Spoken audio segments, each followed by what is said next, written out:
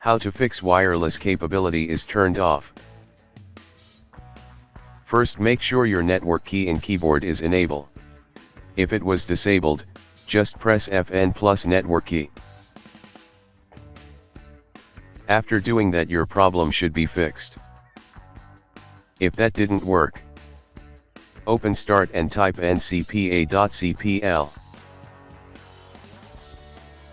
Click on it. Right-click your Wi-Fi connection or Ethernet connection and click on Disable.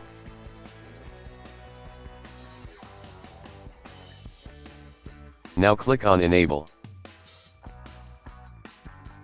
Now your problem should be fixed. If that didn't work, right-click and click on Properties. Click on Configure. Open Power Management tab.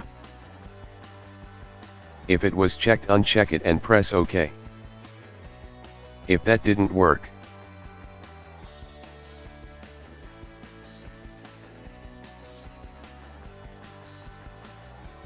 select Internet Protocol version 4 and click on Properties.